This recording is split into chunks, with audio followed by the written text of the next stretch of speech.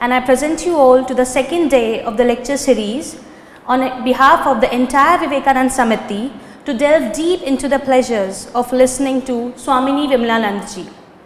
But before I take you down that lane, I want all of you to have a look at what Vivekananda Samiti is and what exactly it does.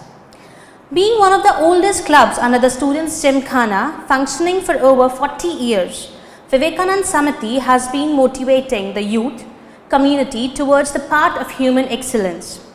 It has been disseminating and trying to actualize the messages of Vedanta and Swami Vivekananda through different activities of social and moral significance like weekly discourses on Vedanta, Sanskrit classes, invited lectures on Indian philosophy and its relevance in student life, meditation sessions, distribution of Vivekananda literature among youth, community services like health camps, eye camps, clothes collection drive, etc.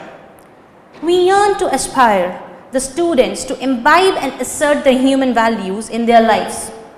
But one of the greatest endeavors of Vivekananda Samiti is to provide the entire IITK family a chance to interact with personalities who have deeper insight, and fulfilling that purpose, Vivekananda Samiti is privileged to inform you that Swamini Vimalananda has kindly agreed to present the very important aspects of life, that is mind management and who am I. I would like to shed some light on ever spectacular personality, mind and heart both of Swamini Vimalananda. She is a brilliant disciple of Pujya Gurudev Swami Chinmayananda. Completing her education at Mumbai, she graduated with honours from the JJ College of Architecture with a B. Arch degree. She has travelled widely and has conducted many Gyan Yagnas, that is spiritual discourses, in English, Hindi and Gujarati, and organized various camps for children, youth and elders all over the world. Her simple style of talking has captivated the intellectual and faithful alike. She has authored many books, including the books like In Indian Culture, Why Do We? And Meditation Techniques, 15 Portals to the Supreme. She is the director of the Chinmay Vision program, which has a holistic approach to education. She was awarded by the Architects Association of India in the year 1999 as an architect for achieving success in another field. The award was for her contribution to the field of education. She is presently in charge of Chinmay Mission, Coimbatore, and is one of the directors of Chinmay International Residential School. Since a large fraction of student population is going through stress and various emotional and mental problems, we thought it would be a great idea to come to know that how to manage their minds. Yesterday we heard a lecture by Swamini Vimalananda, and we were all blessed by powerful thoughts, some of them being Swamini ji emphasized on the way to think and exerted that rather than letting the thinking happen, instead we should do the thinking, and that too completely and rightly. Then she beautifully illustrated the power of choice given to us and how we pave our way to destiny using that only. Swamini ji made us distinguish that a professional goal is very extremely differing from the goal of life. And Swamini ji, we are eagerly waiting to listen what exactly it is. Lastly, she emphasized that on the importance of identifying what is means and what is goal. Yesterday we were left into a mind-boggling state where we were forced to think that exactly where do we stand. And today I would ordinarily like to invite Swami Vimalananda to bless us with her important words.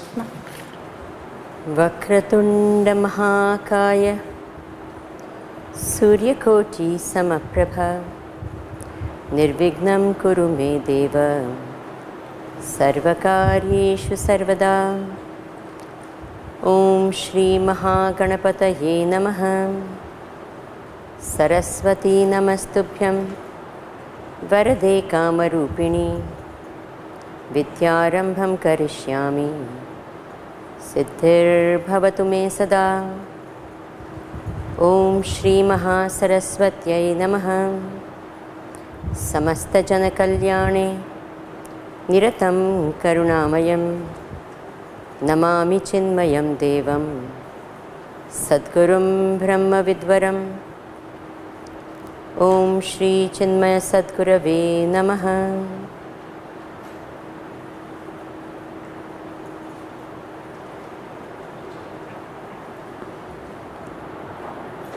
Hari Om and Namaskar to all of you.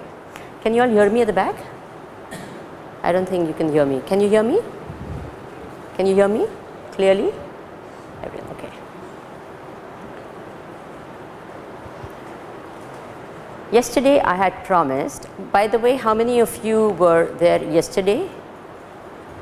Okay, fine. So the rest of them who hadn't come. Yesterday I had promised that I would answer 3 questions. Because I wanted to talk on mind management today also and then talk on who am I. But then because the overall demand was in such a way that I said I would talk on 3 questions. Number 1, who am I? Number 2, who is God? And number 3, what is the mind? Yeah? So I'll take that up before we go into anything else. Now, all Vedantic discussions, with no exceptions,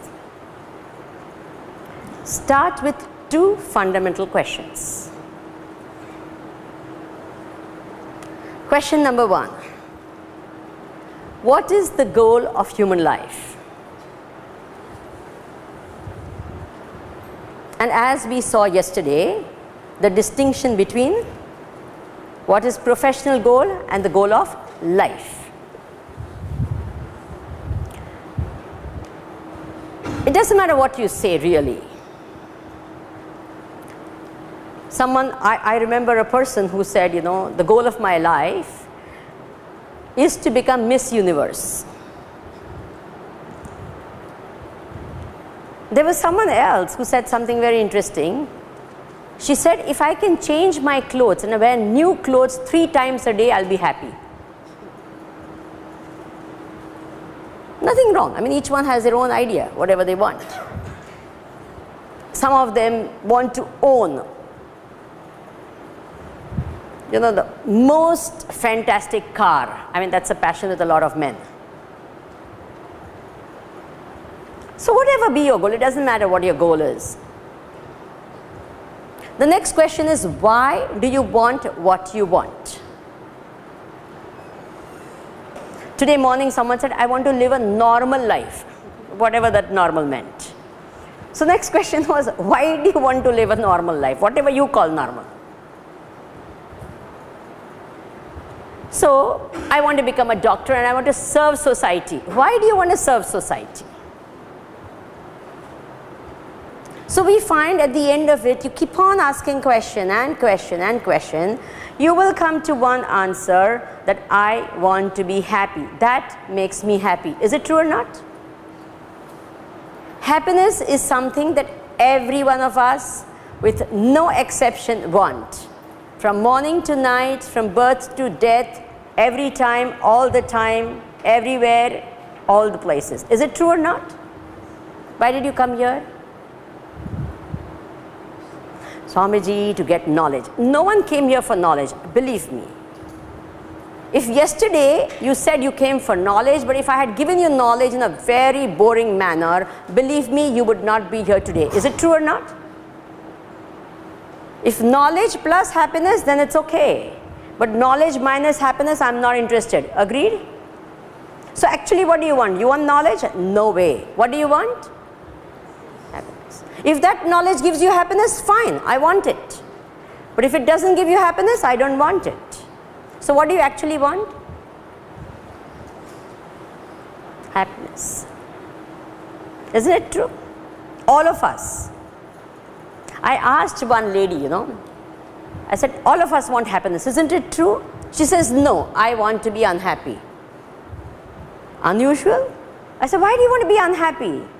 She says, when I become unhappy and I have a sad story to tell, I tell my friends, you know, my sad story, and then they sympathize and I become happy. You understand? So actually, what do you want? You only want to be happy.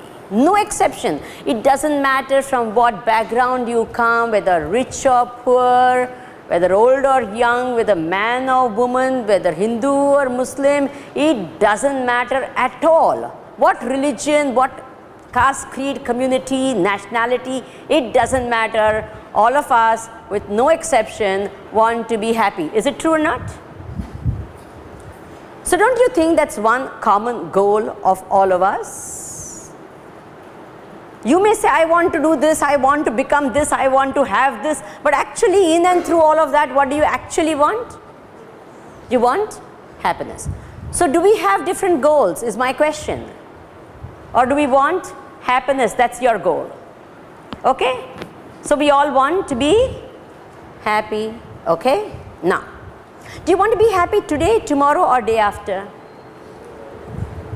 Simple question. You don't. Can I have an answer, please? Every day? Every moment?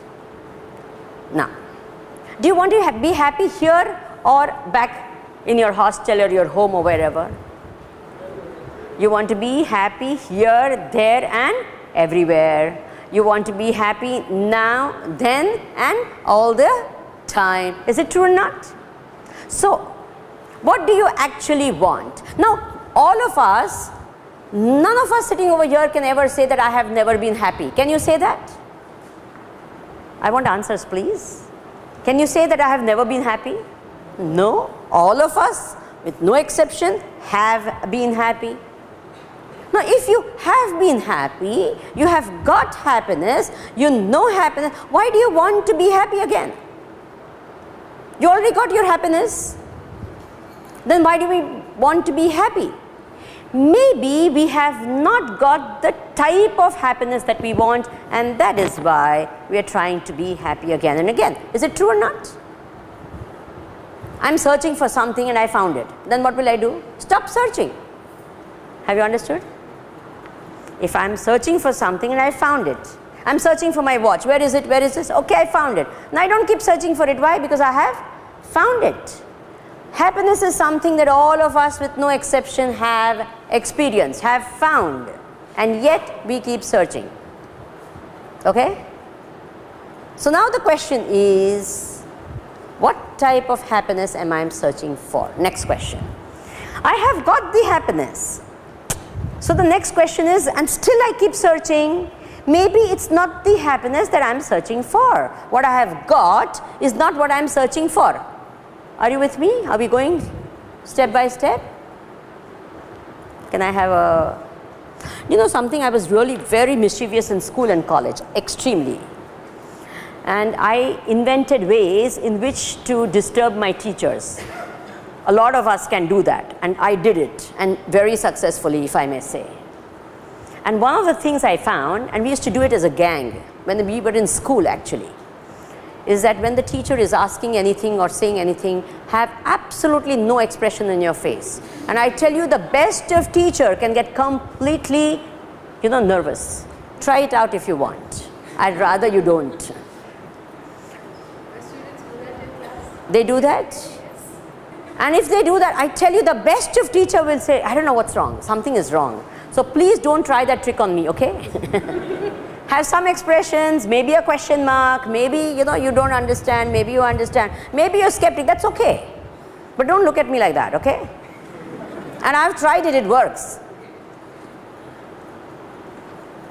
So therefore, please answer if you can. As I told you, it prevents all of you from sleeping. So we find that all of us have had experienced happiness, and yet we are looking for happiness.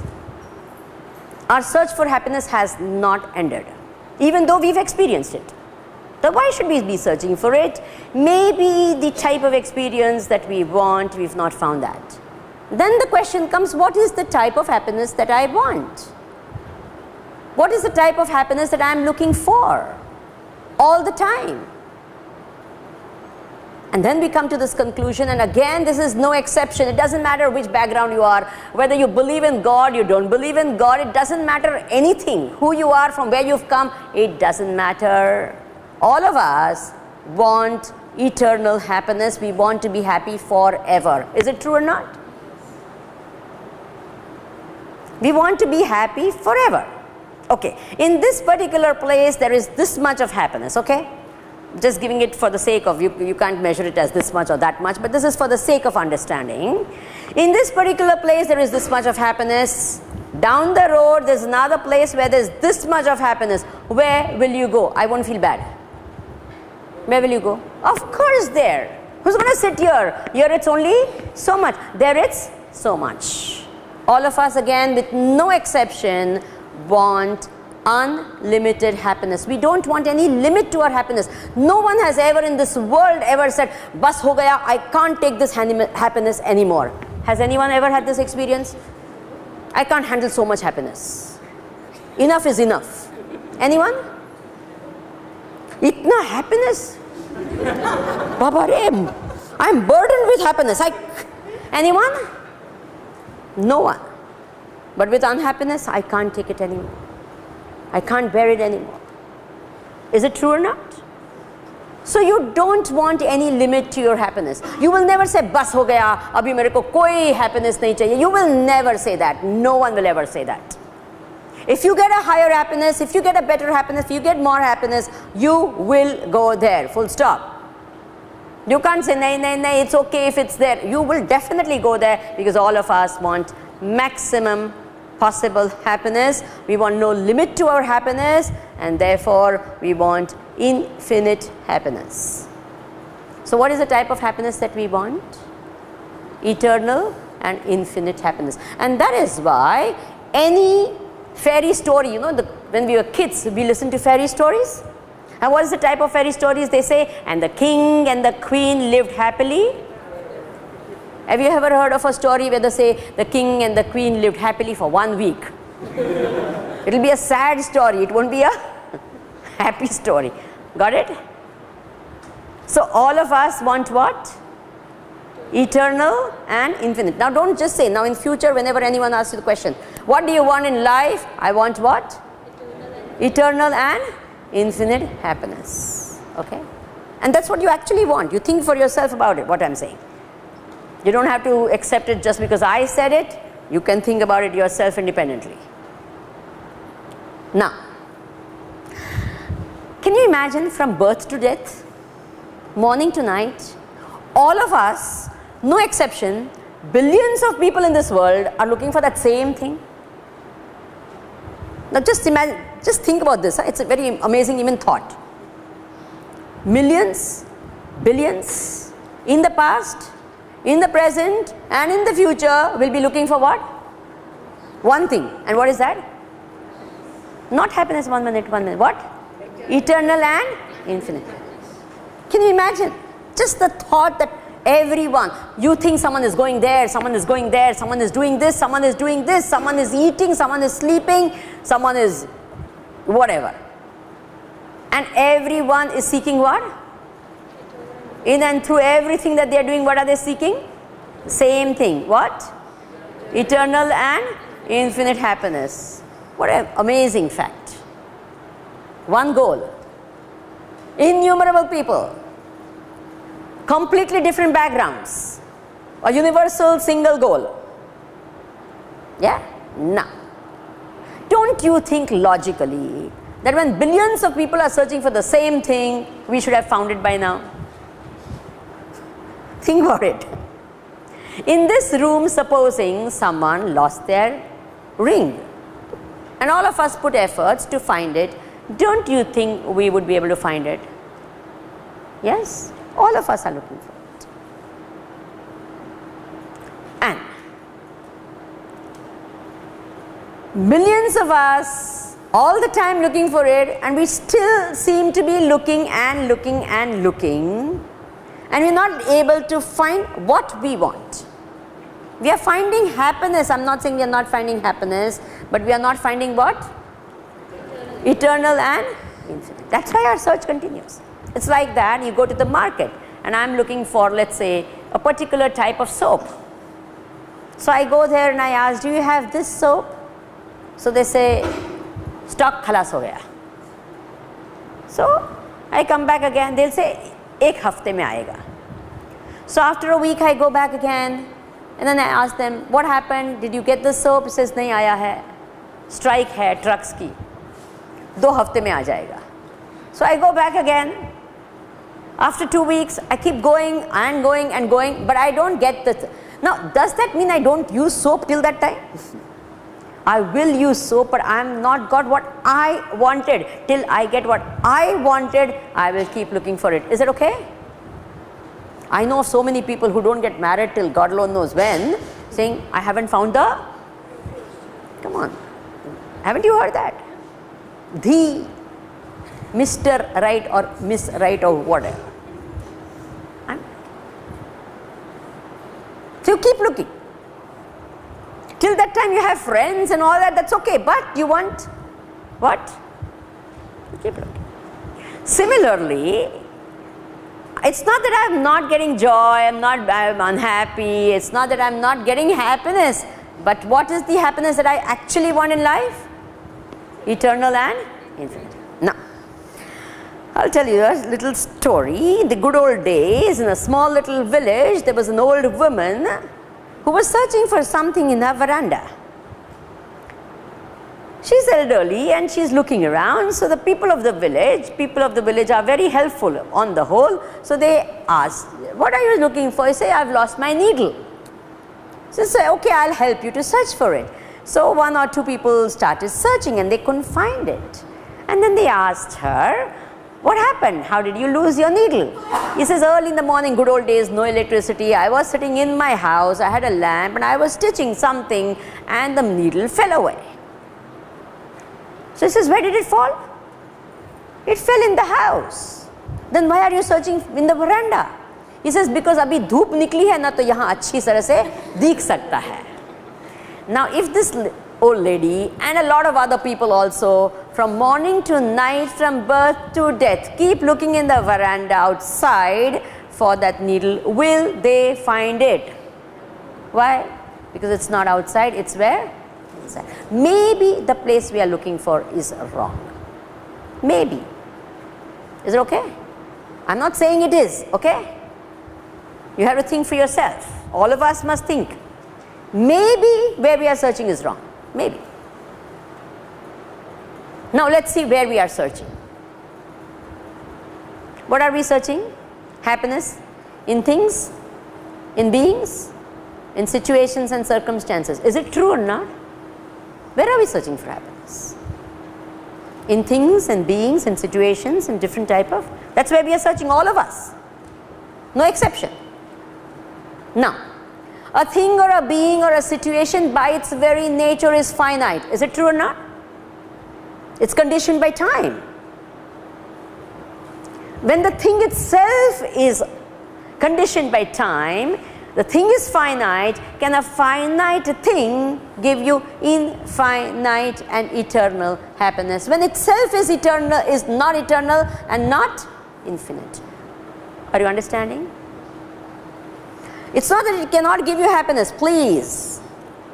But it cannot give you what?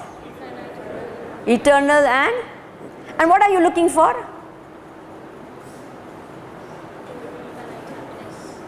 I am looking, my demand is for what? You know, that's why when they go on strike, they say, Hamari mange, puri karo. Have you heard that? Hamari mange, puri karo. No employer till date has ever been able to satisfy an employee completely. Why? Because you give a little bit, they say, I am very happy, very happy. After a little time, Hamari mange? Are you with me so far? So now, the question is, where am I looking for happiness? Let's do a little small experiment. Think together about it. See, sugar by its very nature is sweet. Isn't it true? So if you eat sugar in the morning, how will it taste? Afternoon? Night? 5 times? 25 times? In America? Over here? Middle of the night? You get the point. Irrespective of where I eat it, when I eat it, how many times I eat it, it will be sweet. Why? Because that's the very nature of sugar. Sugar is sweet by nature. Now the question is, any object in the world, any circumstance in the world, any being in the world, is it by nature happiness? And if it has happiness as its very nature, then I should get happiness from that object or being or circumstance anytime, every time, all the time. Is that understood? Because that's its very nature. It can't change its nature. Nature is that without which it cannot live. Is it okay? Am I making sense so far? Can I have a little... It takes very little time, effort to just do this much or say yes. Can I have some response? Because I want to know whether you're in Jagrat, Swapna or Shushupti, which avastha you are in. Fine, wonderful. Now, so if you have realized that a thing by its nature, if it is happiness, I should get it anytime and every time. Now we'll just take, it's like when you put rice for cooking, okay? How do you know that the rice is cooked? What do you do when you want to know that the rice is cooked? What do? You take one grain of it and if that is cooked, then you say the whole of it is cooked. You don't go and press each grain, ki ho gaya ki nahi ho gaya. You just take one of it and then you say, हाँ हो गया. हर कैसे पता चला कि वो पूरा हो गया? नहीं, एक हो गया तो? Is it okay? So we are going to take one object of the world and find out.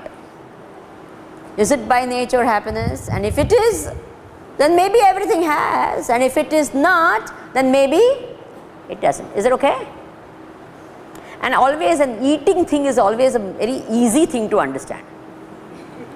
Yahan, what is the favorite thing over here? What do people like eating wise? Because हर जगह की अलग-अलग चीज़ होती है. Laddu? Okay, maybe she likes laddu. Everyone laddu? Not everyone is a laddu person. A lot of young people are there. I think maybe ice creams and chocolates are more like it. At your age, laddu, it becomes, but not their age. I think ice creams and chocolates are more it. Okay, fine. Pastries or cakes or whatever. Chocolate mousse, okay. You still will go for a laddu, but doesn't matter. I'll go by what the majority would like. So now we take chocolate mousse. There. Or cheesecake or whatever you like. So now you have this. Now, you take the first piece of cheesecake. Wow. Brahmananda. You take the second piece. Nothing like it. The third piece, oh, fantastic. Fourth, you still have young people. They can eat a lot. And you have the fifth, and the sixth, and the seventh, and the 20th. Some people have good capacity. The 21st. कल खाऊंगा. No. 22nd. अच्छा. 23rd. And the 25th can become a positive source of unhappiness. Is it true or not? But if it was by nature happiness, even the 25th piece would become what? Someone wakes you up at 3 in the night. You all sleep at 3 in the night, okay. So someone wakes you up at 7 in the morning, which is for you equal to 3 in the night. So someone, wake up, cheesecake.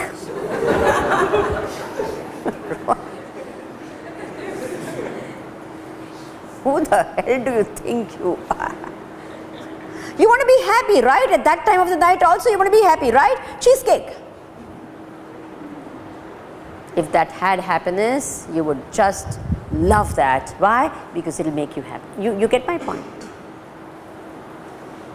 And there might be some people over here, the very thought of cheese, they may be, what is it called, lactose intolerant. And cheese ka naam sunte, allergy comes out. You understand? So if happiness was the nature, and in the place of cheesecake, put anything, being, circumstance, anything, what will happen? It is not of the nature of happiness. Now, if the objects of the world are not the nature of happiness, there are only two entities. One is I, the experiencer of the world, and the other is what? The experienced world. If happiness is not the nature of the world and the objects of the world and the beings and things of the world, then by the law of remainder, what will be the nature of happiness? I. You understand? Which brings us to the second question that we had, and very, very important question: who am I? Unfortunately, this is such an important question and no one even asked it. And normally if you go, just down the road, any of the young people around here, you ask them, who am I? You say, ye pagal ho gaya hai. The nearest mad hospital mein usko, is it true or not? You don't know who you are. What are you talking? If you tell anyone, ask, who am I? They will say what? Something is wrong with you. Isn't it true? But you do need to ask, who am I? We've taken so many things for granted, and therefore we need to ask this question. I'll complete this logic and then we'll go to more explanation of who am I. So, I am looking for eternal and infinite happiness. It's not the nature of the objects of the world, so therefore it should be the nature of I, the subject, who is the experiencer of the world. So the answer to that is, to the question who am I, is I am eternal and infinite happiness. Look, you may be listening, you may not agree, it may be to this an idea, but I just want you to think. I'm not saying you have to accept everything I speak just because I am a Swami and I'm telling you, I'm not saying that. But I want you all to think with an open mind, please. Thinking with an open mind is what? Not having already concluded everything and say, okay, let me see. Then that's not an open mind. Thinking with an open mind is, maybe it's right. I don't know. Are you understanding that? Can you all do that? At least listen with an open mind? Yeah? Otherwise we already say, I know. Try. Chalo, dekhte hain. Aise to bahut dekhe. Ek aur. Then you're not listening with them. And the most important thing, especially for young people, is to have an open mind. If young people will not have an open mind, who's going to have an open mind? You understand? And I tell you, we are so many times I find young people more prejudiced and more closed than even old people. And sometimes it's shocking. I say, how can you be young and be like that? As you grow old, you become closed. You can't be young and be closed-minded. Are you understanding? You can't go around the world with a prejudiced mind and blocked mind, saying, this is something I don't even want to hear. Hurry. So can you all listen with an open mind, please? Yes? Just give it a thought. I'm not saying you have to accept it. You don't have to accept it if it doesn't appeal to you, but at least listen with an open mind. It could be right, it could be wrong, but it could be right also. That's also a chance. Okay? Fine. Now if you say the world is not by nature what? Eternal and infinite happiness, then I must be of the nature of eternal and infinite happiness. So, who am I? I am eternal and infinite happiness. Now comes a very interesting thing. Please think. Question 1. What is the goal of human life? Answer: eternal and infinite happiness. Question 2. Who am I? Answer: eternal and infinite happiness. Now put these two together and what do you get? Very interesting. The question was, what is the goal of human life? Eternal and infinite happiness. Who am I? Eternal and infinite happiness. Put these two together, what do you get? Yes, it's a very important. You keep this sentence, you don't have to believe it, you don't have to, but think of it. Just keep it with you. I am who I search for. I am what I search for. I already am what I am searching for. You understand? But what am I doing? I am searching. Where? Anywhere else except where I am. Okay? Now, that's why it doesn't, we don't seem to find it. Now comes this a little more thinking of who am I? We have so much taken for granted that I am. When I ask someone, who are you? So you give me a name. Is it true or not? What do you give me as an answer? Who are you? Manoj. Okay. Whoever, Manoj. Now Manoj is a name given to an object. Is it true or not? It's given to a form. For example, when I say this is a watch, watch is a name given to this form. Agreed? This thing is not watch as a name. Are you understanding what I am saying? Yes? There is a form and there is a name given to this form. So Manoj is a name given to you after you were born, right or wrong? Unless you were born in America. They give a name before the person is born. They say if it's a boy, this is the name. They have to register 2 names. Are you aware of that? And if it's a girl, then there is no question of nakshatra and tithi and all that, you know, your name. Because what to do? You don't know what nakshatra you're going to be born in and all that. So you have to give a name, a boy's name and a girl's name, both. Most of them even know beforehand it's a boy or a girl. So then they know, you want to give John or whatever, XYZ. So beforehand they say. But normally what happens, but still the form is here and then the name is given. Is it true or not? So you have a form, many times, you know, in the good old days, when they had a child, they didn't give a name at all. Only when the second one is born, saying, "Arey, ye to Baba, Baba," now Baba too, you can't say. So then they say, "Arey, usko naam dena padega re." Because ek Baba ho gaya, abhi dusra. It actually happened, you know, hota tha na, aise hota tha. So anyway, so then there is a form and what happens? There is a name given to the form. So are you a name? Come on. So you're the form, okay, fine. So you're a form, you say you are this body, right? When you say I am fat, I am thin, I am tall, I am fair, what do you mean? You're actually saying I am this body. Is it true or not? When I say that I am fat, what actually you mean? That I am the body. You're actually saying that only, that I am the body. When you say I am fair, I am tall or whatever, I am saying what? I am the body. That's what I am saying, declaring. Right. Now the question comes. Am I the body is the question. Am I the body? Now, interesting. Sometimes you say I am very sad, I am mad, I am bad, I am glad, whatever. Now, when you are talking about all this, I am this, I am, what are you talking about? Are you talking about the body? Is the body glad? Is the body mad? Is the body sad? What are you talking about? You are talking about the mind. And you have identified with the mind and say, I am sad, mad, glad, right? Now, are you one or are you many? So decide, are you sad or are you fat?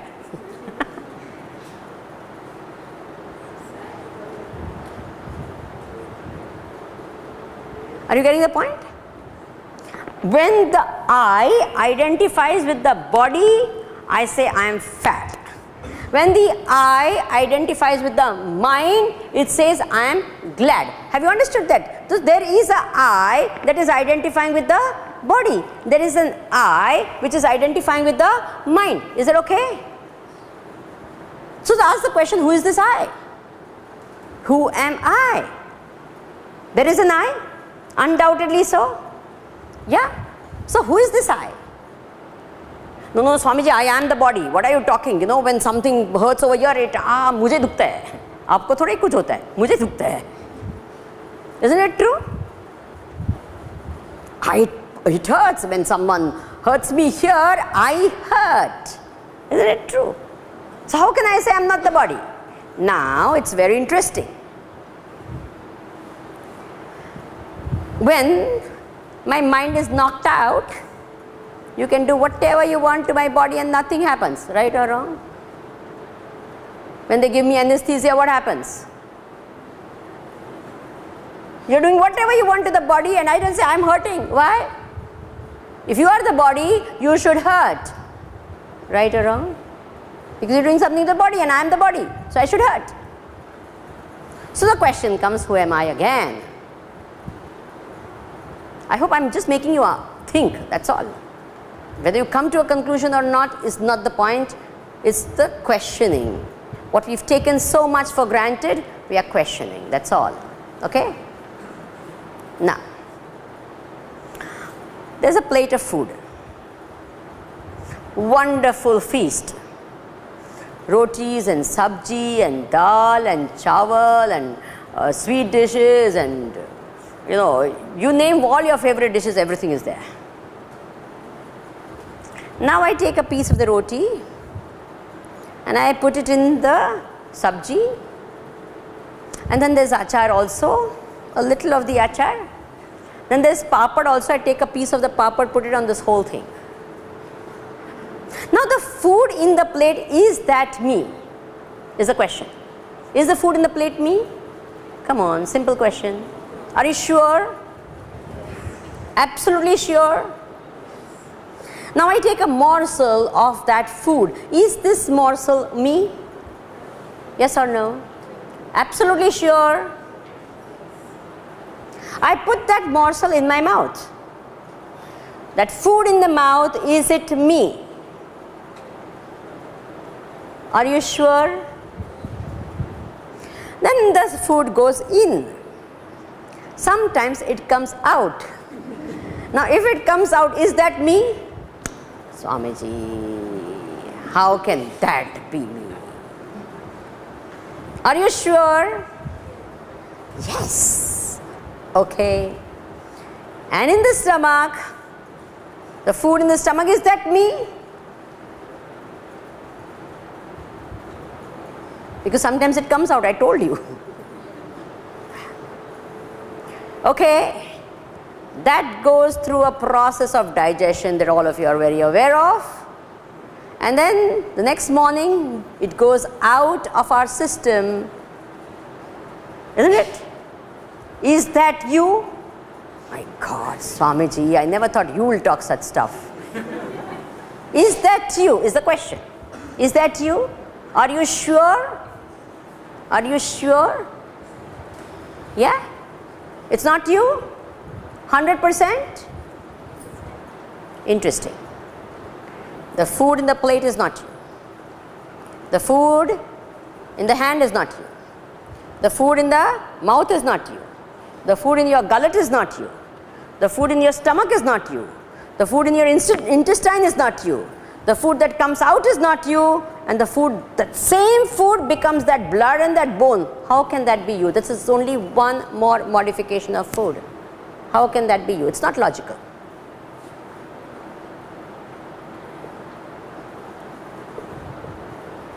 It's just one more modification. One thing came out, that's not me. One thing became blood, that's me. How? What logic? When all its modification it was going through, none of it was me. It became blood, it's me. How? Through what logic?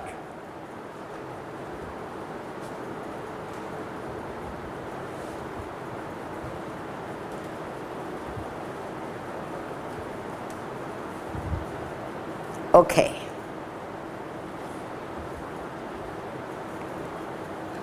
You know, all of you, all of us, every 7 years, every cell of our body except the brain cells die. You're all aware of that? You have a completely new body from head to toe, every cell being replaced. Every 7 years, except the brain cells. Now please tell me, which cells are you? Right now as you sit and listen to this, there are hundreds of cells dying as of now. So many more are being born as of now. Which ones are you? The ones that are dying is you, the ones that are born are you. Which one is you?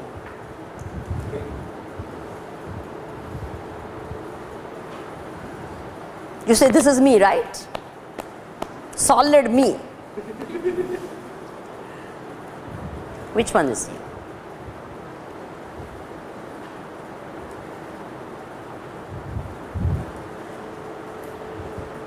So now we come, are you all ready to do a little bit of thinking which is ready, everyone?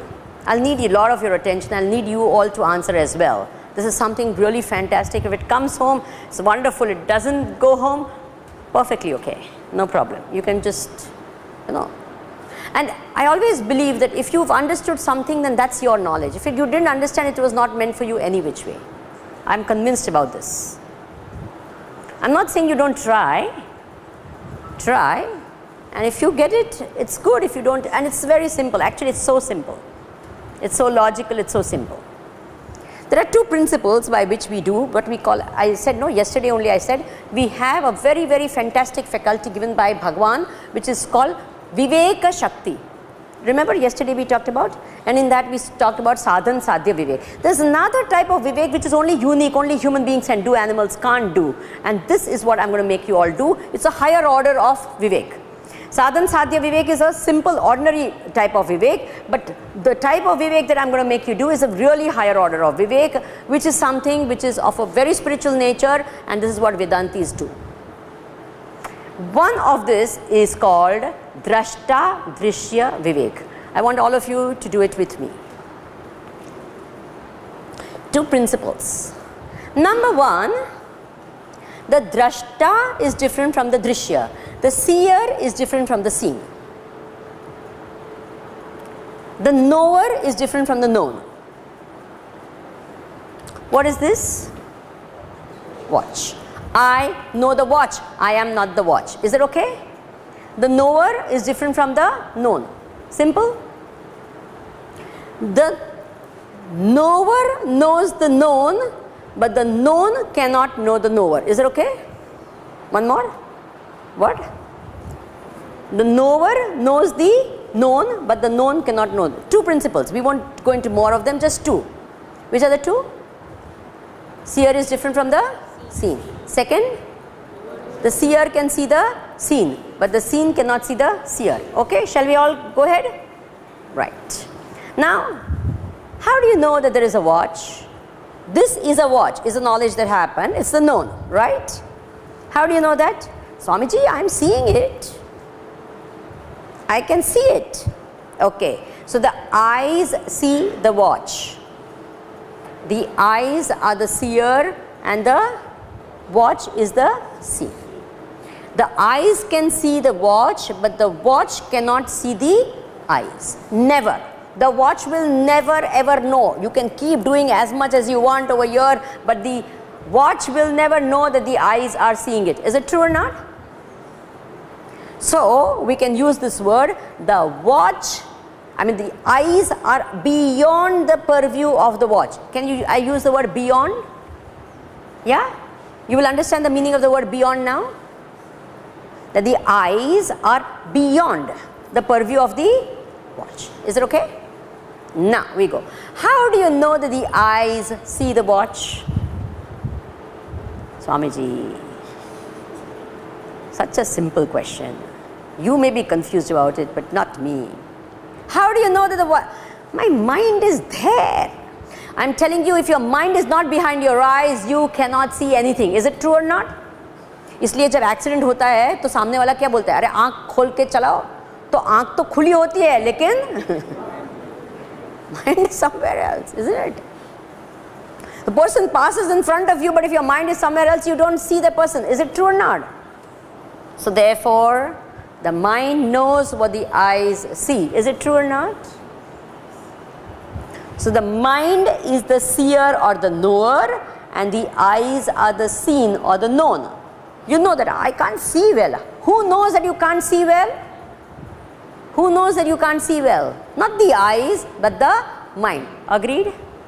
So eyes know, and the mind knows what the eyes see. The mind is different from the eyes. The seer is different from the seen. The seer can see the seen, but the seen cannot know the seer. The mind knows what the eyes see, but the eyes can never know what the mind thinks. Have you understood this? Anyone's mind. Eyes have never seen the mind. No one's eyes. Right or wrong? Now, let's go a little further. So far it is okay. How do you know what the mind knows through the eyes? Let me say it differently. Who knows the mind? Okay, let me talk of it differently. Did you understand what I spoke? Simple question. And you can feel free to say no also. No. Very good. Did you understand? No, I didn't understand. Do you know that you didn't understand? I know I didn't understand. Wonderful. Do you know you didn't understand? Of course I know. If you ask me more, I'll get irritated. I know what? I understood. I know I didn't understand. Both of that you know or you don't know? I know my knowledge, I know my ignorance. Yes or no?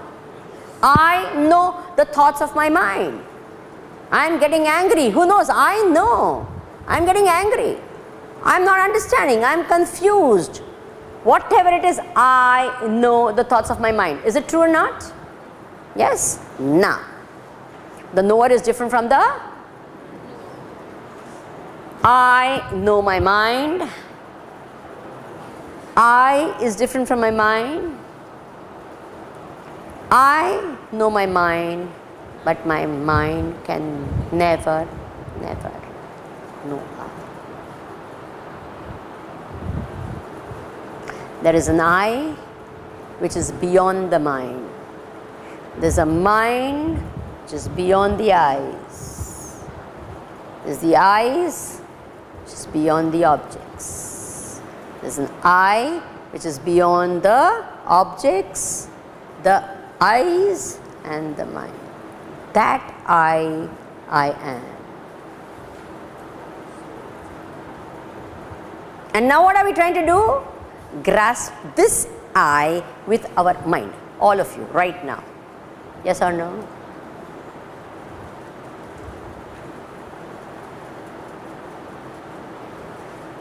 अरे बुद्धि के पल्ले नहीं पड़ता, naturally पल्ले नहीं पड़ता, क्योंकि क्या है? बुद्धि के. Have you understood? So who am I? I don't believe in God. Wonderful. Who doesn't believe in God? I. Which I? Ramana Maharshi used to do that way. Someone will come and say, you know, I have a problem. My son. So Ramana Maharshi said, 1 minute. Your son is a problem? Yes, my son. 1 minute. Whose son? My son. First ask, who am I? Then we will come to the son. First ask, who am I? He would go to that, you know, Bhagavan Ramana Maharshi, very, very great saint. I don't know how many of you have heard of him? Quite a few of you? Yeah, very great. So he would go to that. He says, go to the fundamental.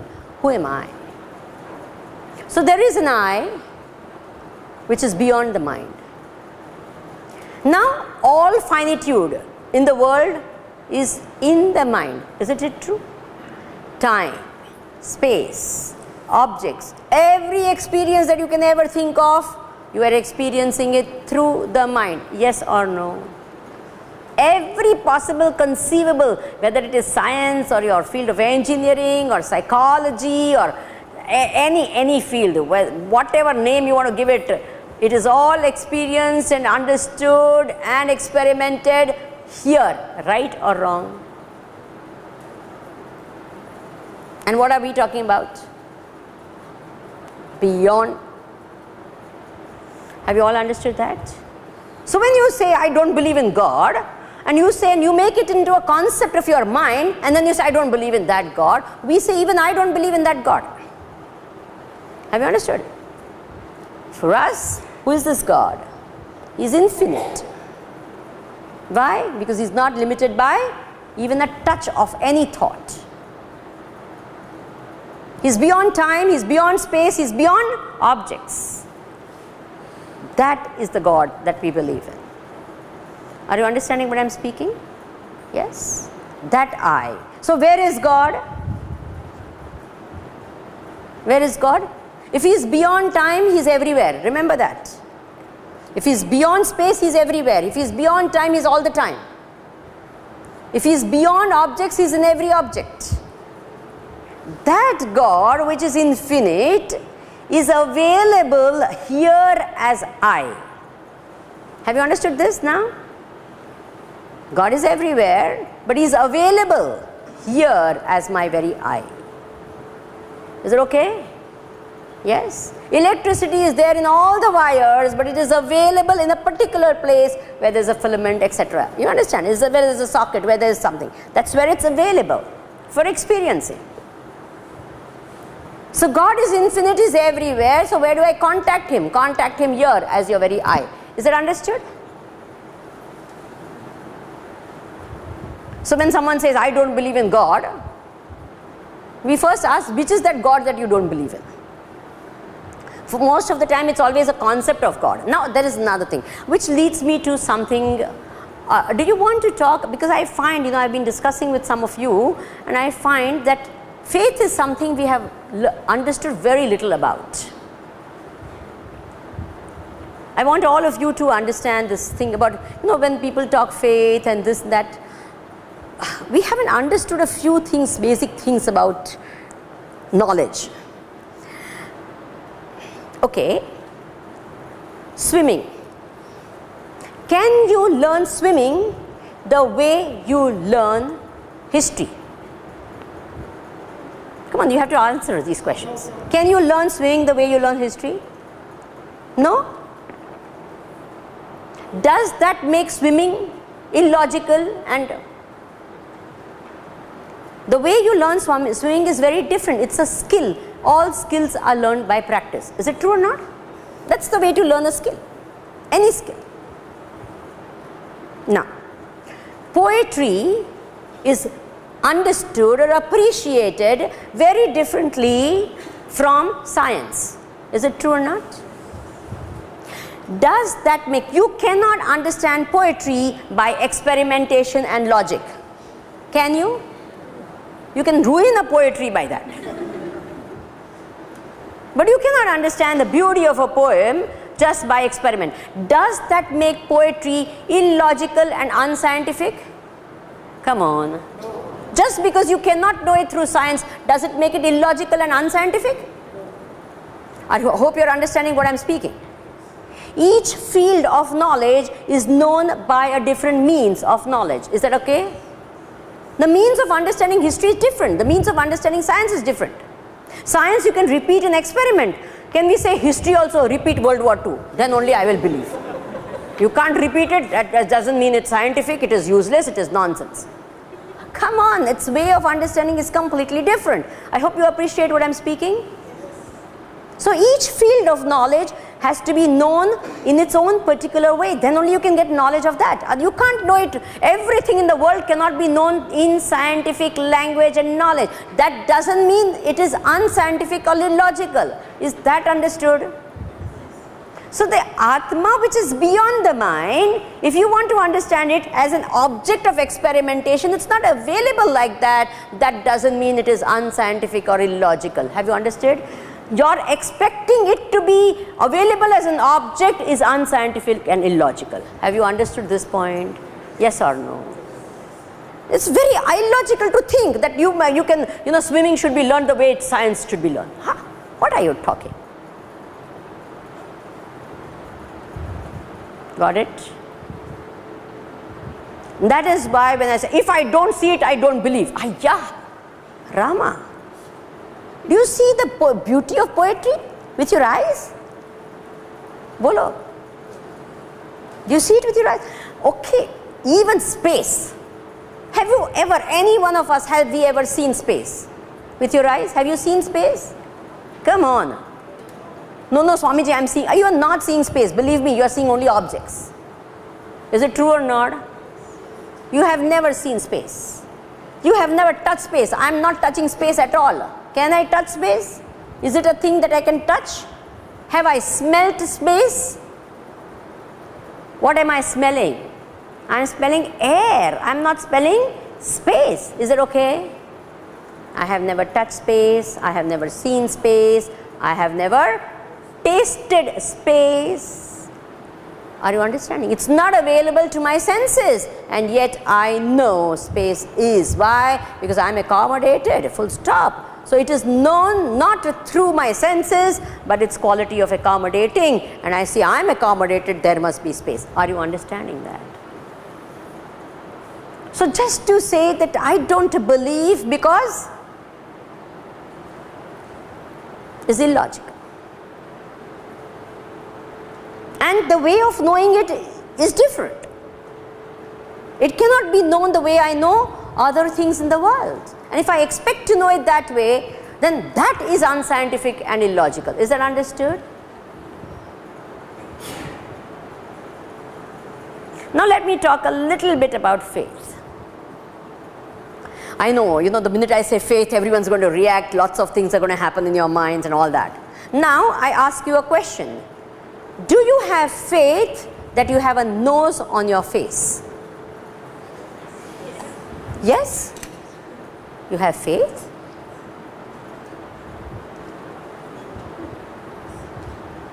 Do you have faith that you have a nose on your face? Please answer. Yes? I ask you again. Faith? You have faith that you have a nose on your face? Do you have faith? Do you need faith to know that you have a nose on your face?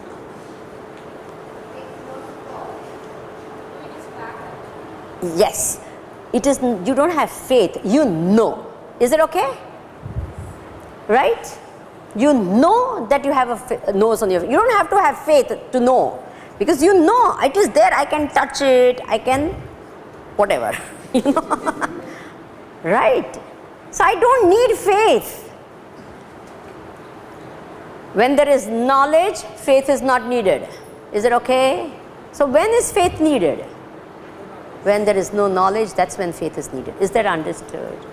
It's a crazy thing. We said, if I don't know, how can I believe? Are Rama, because you don't know, you have to believe. Have you understood that? Because if you knew, you did not need, you won't need faith.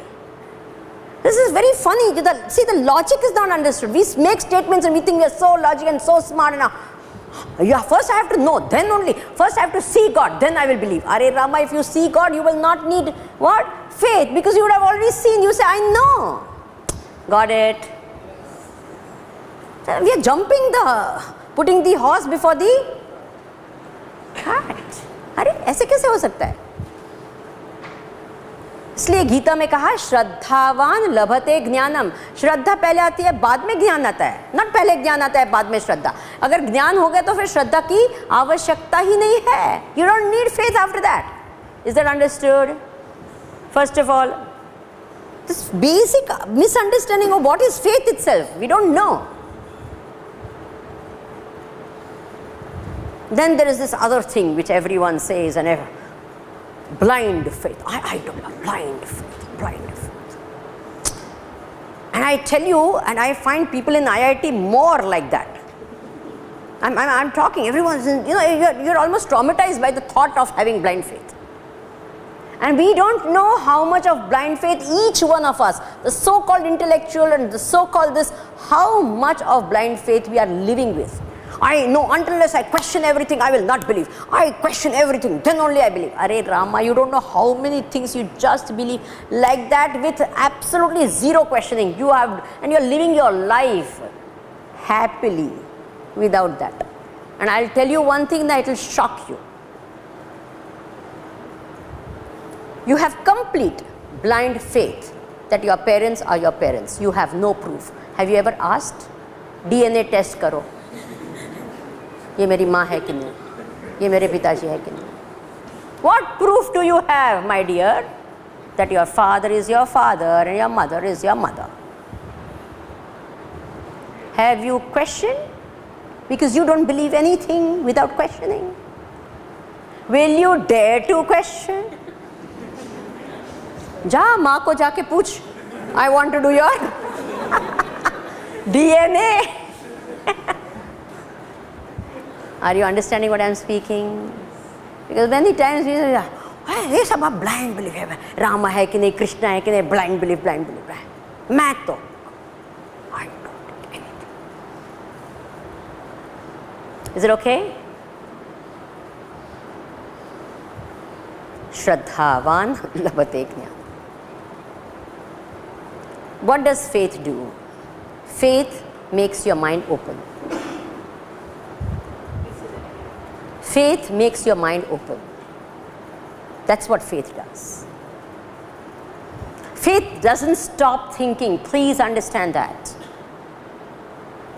My guru had a beautiful definition of faith. He said it is belief pending inquiry.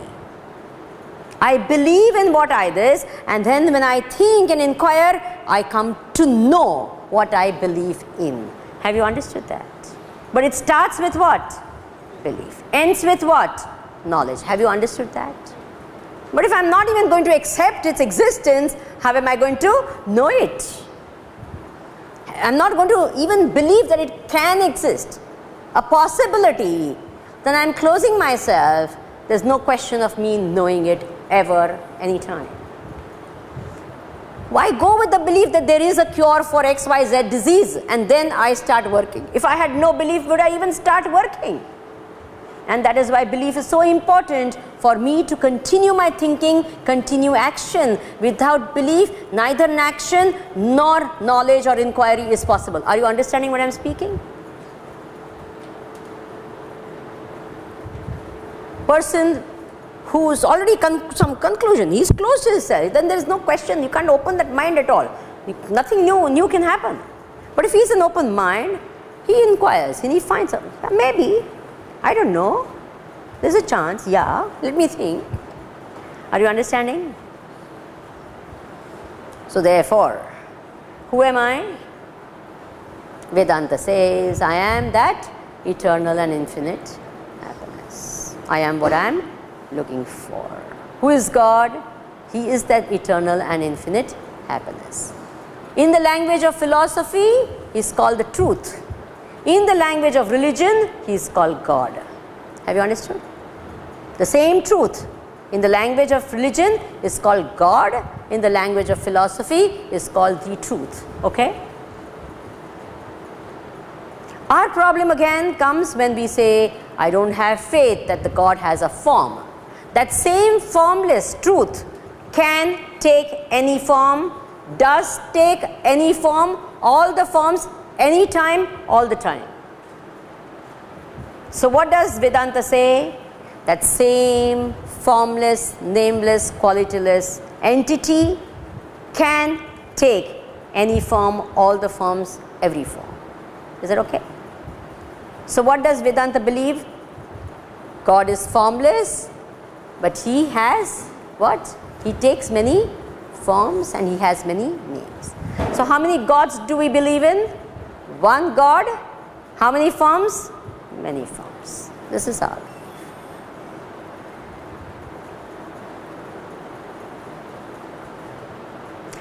Okay, I think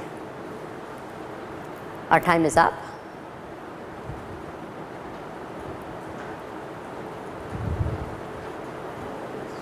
Fifteen minutes for questions. Yes, let her take first, yeah?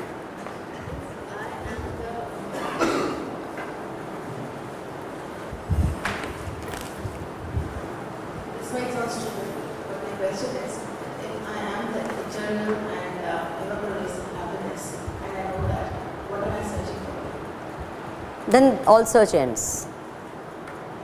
If I know it and realize it, then all search ends. But I don't know it. That's why the search continues. I say I know it, but I really don't know it. I know it intellectually, not as an experience. Yes? Just pass on the mic. I want to ask that I see the world through my eyes, but I cannot see my eyes itself. So can I apply the same concept of myself that I cannot find myself or I cannot experience myself until there is a world? So is it true in this case? My question was that I am seeing the world through my eyes, but my eyes cannot see themselves. My eyes cannot see themselves. Very true. You have never seen your eyes ever. You have only seen a reflection of your eyes. You've never ever seen your eyes. None of us have seen our eyes. We've only seen a reflection of our eyes. We've never seen our eyes. So can I apply the same concept in myself that I can only realize myself through the reflection of myself from the world? And if it is true, then everything in the world is limited and I am infinite. So how can a finite thing reflect the infinite thing? So how can I really realize myself? Good question. Very good question. In fact, the sun and all the reflections that are there there are innumerable reflections. The reflections are always very small compared to the sun. There can be no comparison between a reflection and the sun, isn't it? But the reflection shows the existence of a sun. So that's the purpose of the world. The world proves the existence of an eye. Okay? The very existence of the world proves the existence of this eye. That's the thing. Now, how do I know the eye? When all these mind and all these layers go away, the sun doesn't need anything to know itself. You know, it's self-illuminating. It doesn't need something else to know it. But the reflections give us an idea, an anuman, an inference of the existence of the sun. But finally, the sun doesn't need anything to know itself.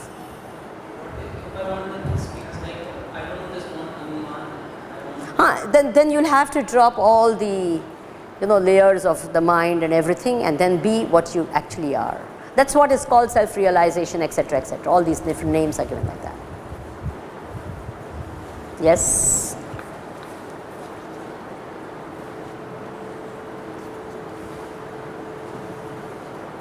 Everybody wants eternal and infinite happiness. But should that be the goal of life? That should be nahi hai. Ab kya kare? Even if you don't want, tomorrow you say, no, I'm not going to ask for eternal and infinite happiness. You will. It's not should be, it is.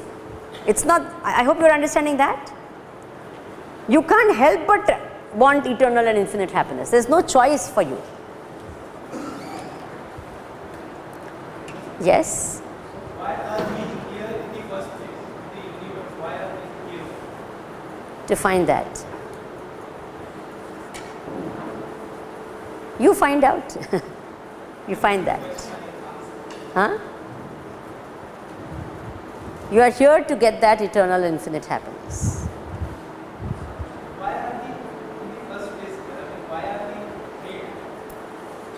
So that we can become happy and not ask questions like that. Yes. Yes. Now, my sense is that happiness is a very volatile thing. It's like even if something sad has happened and I need to be sad for that for like say a day, I can be happy after say a few hours. But satisfaction or fulfillment is the ultimate thing, which cannot be very volatile or which cannot get just by switching your mind.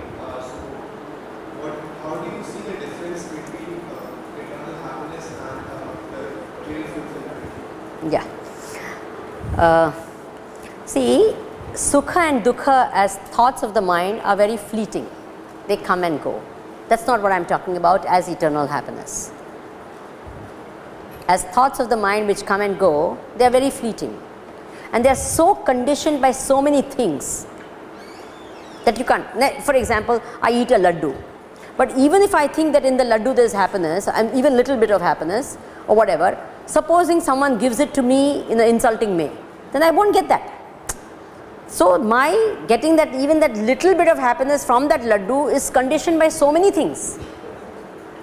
Now that really cannot give me any true fulfillment as you said. So that's definitely not the eternal infinite happiness that we are talking about. Yeah.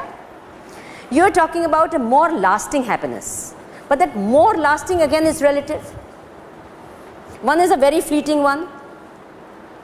Keep kuch khaya and aa gaya. That's a very, very fleeting one. Then you think, you know, you've really helped someone, you've done something very nice and you feel so good inside you, makes you feel a little more satisfied and happy, you know that. So that's more long lasting. But it's still again relatively, again next day morning you come up and find something which is not so good and you get upset about things. Isn't it true? So therefore, we are not talking about any conditioned happiness. This eternal and infinite happiness is unconditional happiness. That's what we are talking about. Is that more of self-fulfillment? Self-fulfillment would be like, ki chalo, I've done a good job of something, I've made everyone else happy, I've done all the duties of my life. So all these things give you a sort of true sense of achievement. Let's say I've done whatever I set out to do. So that gives you a relatively longer lasting happiness than just having a laddu. Yeah? But still. If I never meet a person, very good. whenever I think of it, it makes me happy. Very true. But if I have ever had a cheesecake, it would only make me happy for that moment or a few minutes more. So is that the real difference of No, that's not still the difference. When I help someone, then every time I think of it, it will happy. But again, it's conditioned by every time I have to think of it, then only. You understand? If that thought doesn't come, again I'm not going to be happy, right? So again, it's conditioned. This eternal and infinite happiness that we are talking of is unconditioned by any time, place, circumstance or thought. Can you give me a real life example of what can someone do to be in that state? Real life example, all of you, every day are experiencing that eternal and infinite happiness when you go in your deep sleep state. Every one of you. There is no object, there is no laddu, there is no helping someone, there is no world, and yet you are happy. You don't want to come out of it. But that only lasts for as long as you Exactly, that's why. That's the only thing that's the problem is that we are not able to this. But when I know it as my own true nature, irrespective of the time, place, circumstance, I can be in that. That's what I'm saying. But the experience of it, the example I gave you. So does that mean the moment I get it, I've achieved the state of nirvana? Yeah. I think that there should be happiness as well in this world, because it's a general human tendency that what we get, sometimes we don't value it if it's available. See, worldly unhappiness is always in comparison with worldly happiness, okay? And happiness is in comparison with unhappiness. Unhappiness is in comparison. So in the world, yes, happiness, unhappiness, sukha, dukha are called dvandva. Dvandva means the pairs of opposites. One cannot be known without the existence of the other. That's a fact. But in the worldly sense. That's why I'm talking about a happiness which is unconditioned by time, place, circumstance or anything. No comparison with happy or unhappy. How can we achieve that? You already experience it in your deep sleep state. There's no comparison with happy, unhappy in that state, please. And it's got no degree. You cannot have, okay, one day my deep sleep state was bliss, second day not so. Nah. Every day that deep sleep state is as blissful, homogeneously so, no degrees at all. It's just one big state of happiness. No time, no space, no objects, no world, no relations, no emotions, nothing, and I'm still happy. So how can we reach that kind of happiness? Because sometimes it can happen that tools through which we are looking for achieving it might not be correct. The path may not be correct. Very true. That's why yesterday I was talking, your ultimate goal that you have, your intermediate goals must be aligned to that so that you don't go the other way. So if your ultimate goal, you know what your ultimate goal is, then all other goals should be aligned in such a way that you would reach the ultimate goal. You know that to reach the ultimate goal, you will need a mind of a particular quality. Now what do? Many times we destroy this mind.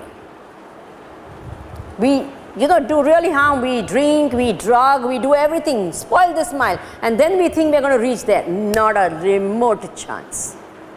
Because this is that instrument that's going to take us there. And you destroy that. you've just destroyed your chance of ever getting that eternal and infinite happiness. So how do we know that we have the correct truth or we are on the right path? That's why you need guidance many times. We need gurus, we need scriptures, we need all of that. This all thinking would not be there if I had not been talking to you right now, isn't it true? For every field of this you need your teachers, but unfortunately for spirituality we think we are the best teachers. And we pick up books, this, that and the other, get ourselves so confused, and then We have different kind of faith. How do we know that faith is correct or incorrect? what do you mean by different kinds of faith? Different kind of faith. We can have different kind of faith in every religion. How can we define that this faith is correct or incorrect? I don't understand different kinds of faith. Are you trying to say different religions or different? Like religions. So then call different religions. You are talking about different religions, yeah? How can we know that this faith is correct? You're defining faith as I have understood and talked about faith, or you're talking about religions? There are different religions. Yes. So how do you know which religion is the right religion? Is that what you're saying? This may be one of the one. No. Let's not mix up the two words as faith and religion. If you think faith and religion are the same, then I will understand the question better, I'll be able to answer better. What exactly are you asking? Are you asking about different faiths? Yeah. And then what is faiths? Different what? I don't understand the word different faiths. Means what? People have the different kind of faiths and Like what? How can we know that this No. faith is correct? You'll have to explain the word different faiths. Every religion has some faiths. Like in Buddha religion. You're talking of different religions, sir. If you're talking different religions, let's talk of different religions. Both religion says that So you're talking about there religions. is no God. Okay, you are talking about different. That there is God. Right, you are talking about different religions. So you are asking there are different religions. Which religion is right? Isn't it true? Yeah? Yeah. So now, I think it is better if you make an inquiry yourself. Because if I say something, you're going to say, she is fanatic because she thinks hers is the best. So I think it's better if you go and make a proper inquiry and find out which you think is the right one. You have this type of experience, that's why I asked. No, I am going to say that I, through a lot of inquiry, have come to this, that this, what I believe in is right. But at the same time, I never dismiss other people's thoughts and their beliefs, because each one is going through different stages of life. And they have a right. I'll give you an example. A small little child, if it asks, how does it rain?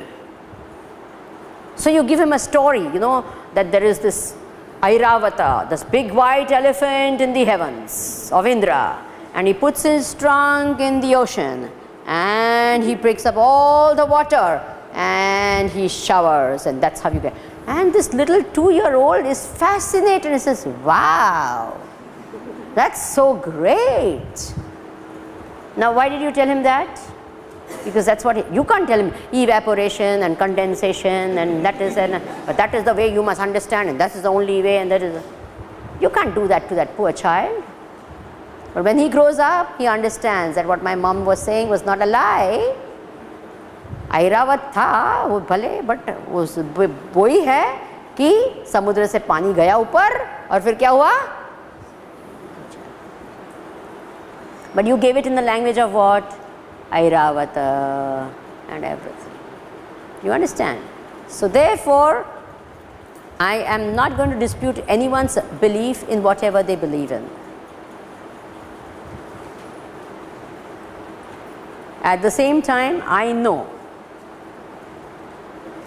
what I know. Everyone has a right to their own beliefs.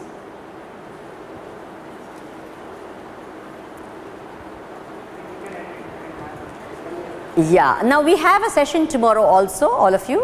What is the time of the session? 4 p.m. over here. Again, is it over here? Is it over here, Arago? Yeah. 4 p.m. over here, I will be talking and we will ask lots of questions. Last question. Okay? Okay?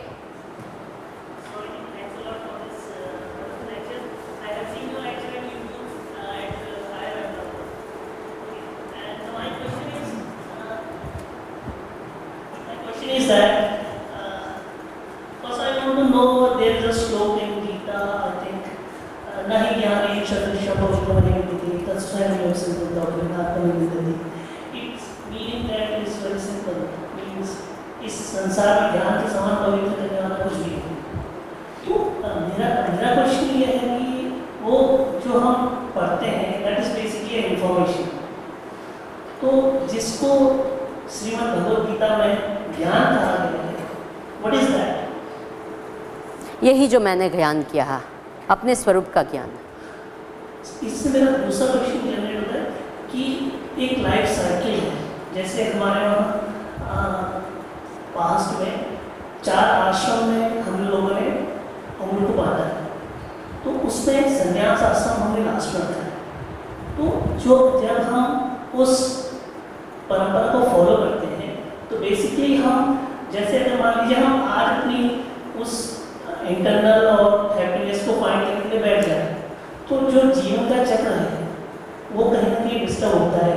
मान लीजिए कि जैसे हम कहते हैं कि संन्यास में आप जाते हैं तो वो यात्रा सही होती है क्योंकि तब तक आप उस जीवन में जो कुछ इम्पोर्टेंट है, क्योंकि इस लाइफ को भी मीनिंगफुल ऊपर वाले ने अगर जीवन दिया है तो कुछ न कुछ सोचने में दिया है।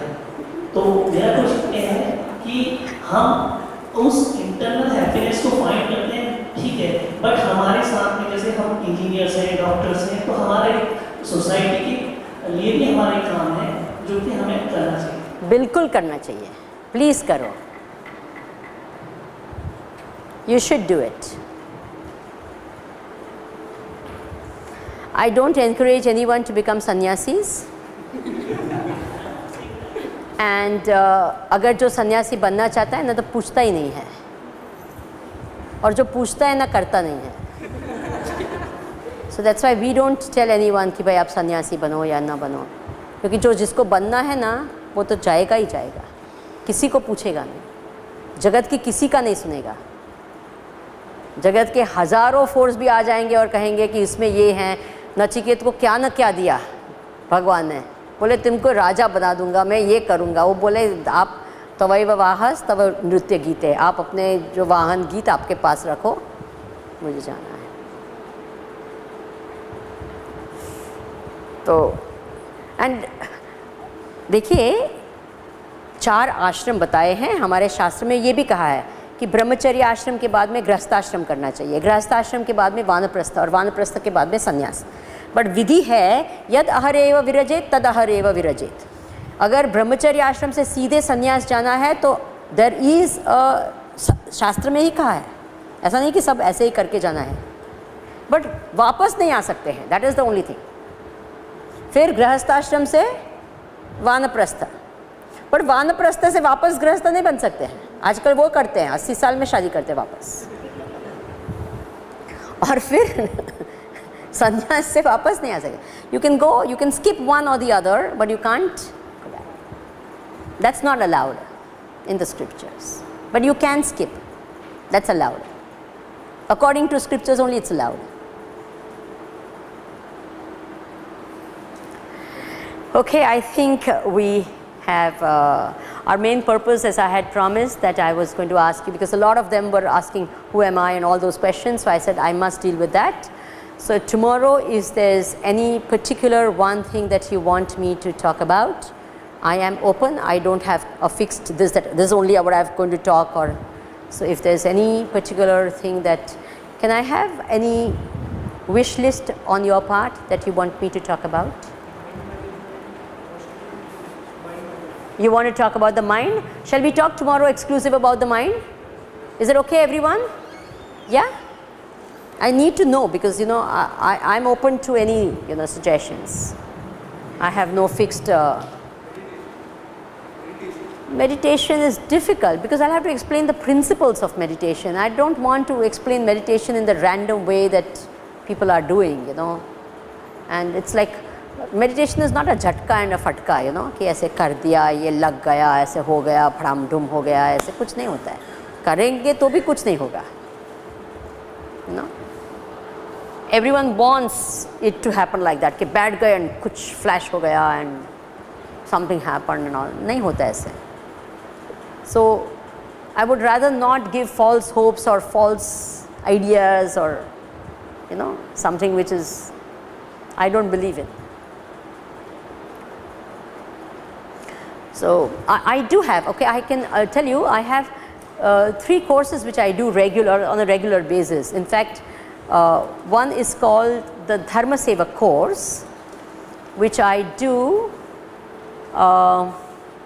every year, July, August. The course that I did was a 2-year course in the ashram in Bombay, but the same 2-year course we have compressed it for the sake of everyone who cannot take 2 years off into a 6 weeks course. It happens in July, August. For those of you who are available for a course like that, and it gives a very systematic understanding of the entire way of life in Sanatana Dharma. What I did exactly in 2 years is what we are giving in this 6 weeks. It's called the Dharma Seva course. Mid-July to end of August is the normal time I have it. The second course that I am doing is for people who have already studied Vedanta and want a little more knowledge of Vedanta, a little deeper understanding of Vedanta.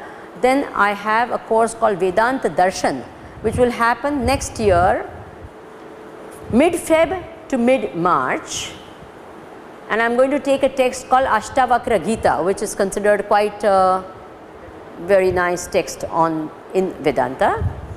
And every year, because meditation is the in thing, and everyone wants meditation, and it's a very powerful, you know, this. So I take a meditation demystified camp, which is a 6 days, and that would be quite convenient to people, the students of IIT, because you all have a holiday in December, I am told, and this is from the 9th to the 14th of December this year. So if anyone wants to know about that as well, so you all can, you know, I think some information is available at the bookstore for all the 3 courses. If anyone is interested, or anyone knows of anyone who is interested and would like to pass this knowledge, because I have seen that these courses work very well, because then you are doing it systematically, you know, you are going through it, and you are going through a lifestyle of conducive to that as well. Otherwise what happens is, yahan you listen to all this, you go into something which is completely, you know, you don't even have time to really reflect on what I have spoken. Isn't it true? Now you will go back right there and you will go into something different world altogether, and what I spoke is going to go right out of your minds, you know. So then these things need to get absorbed, need to be reflected upon, need to get, you know, slowly into your psyche, and you start really, you know, making it your knowledge. As long as that knowledge remains someone else's, you can't live it. This is what I believe in. None of us can live someone else's knowledge. We can only live our knowledge. So unless it becomes my knowledge, I can't live it. Yeah, so anything I spoke today, you know, like I am infinite and all that, is not going to have, it will have an effect that intellectually, yeah, you can appreciate it or something like that. But until unless I internalize it, I make it my knowledge and my conviction, I won't be able to live my life according to that. Yeah, so that's extremely important. So this gives a chance for doing that. So if anyone wants to take a sabbatical, or you finished one course, I always, you know, tell people, especially, you know, the Dharma Seva course, for people who have finished their studies and not got into a job yet. Take a break at that time, you know, don't go into straight, you know, because everyone's so much interested, job lena hai, ye karna hai. You never take that break in life. Or you finished your one job, you still not got into another job, take that break. It's important to understand, review your life, look into things, pause a bit, explore a bit, understand yourself a bit, you know, where you've gone, where you want to go, things like that. Otherwise, it's like, you know, ye kiya, ye kiya. They're all held in Coimbatore. I personally take these courses. All these courses are taken by me personally. So you could come. There are many other courses of the Chinmay Mission as well. We have online fantastic courses. One very much recommended course is the Bhagavad Gita online course. It's really very nice. You can go on the Chinmay Mission website. Then you have what is called the Chinmay International Foundation, which is a research wing of the Chinmay Mission. And they are doing amazing work. Just unbelievable research work, fundamental research work in Vedanta. And they have online basic Vedanta course, advanced Vedanta course, and another very, very good course is the Bhagavad Gita online course. It's really a very good course. You'll get it online, you can read it, you can understand it, you can answer it. You can just go on the mission website, Chinmay Mission website, and I think you'll find a lot of things of interest to you. Thank you all very much, and we'll end our session today. Om Purnamadah Purnamidam Purnat Purnamudachyate Purnasya Purnamadaya Purnameva Vashishyate. Om Shanti Shanti Shanti. Harihi Om Shri Gurubhyo Namaha. Harihi Om. Right in the city of Kanpur, we do have a Chinmay Mission Center. And we have an Acharya posted over there, and that is our Brahmachari Jaidev Chaitanya. He's done a 2 years course in our ashram in the north of India, in Himachal Pradesh, and he's done the course in Hindi, and he takes very wonderful classes in the city of Kanpur. And if you have the need and the demand, the supply is here. So you can ask him to come, and but he takes it, I think, predominantly in Hindi. आप हिंदी में ही लेते हैं कि अंग्रेजी में भी लेते हैं? हिंदी में ही लेते हैं. So he takes it in Hindi, but his Hindi is very good, I'm sure. So you can, all of you can, those of you who understand, and if you really want him to come, and you can have, you know, and go there or call him or whatever. He stays in town, and I stay in Coimbatore. So he's more available, you know, so he's available for that. Okay, Ji. Yes. Thank you so much all for coming today. You may attend the session tomorrow also 4 p.m. at the very same Heaven Hall. And there is a book sale outside from Chinmay Mission. Please go and get it.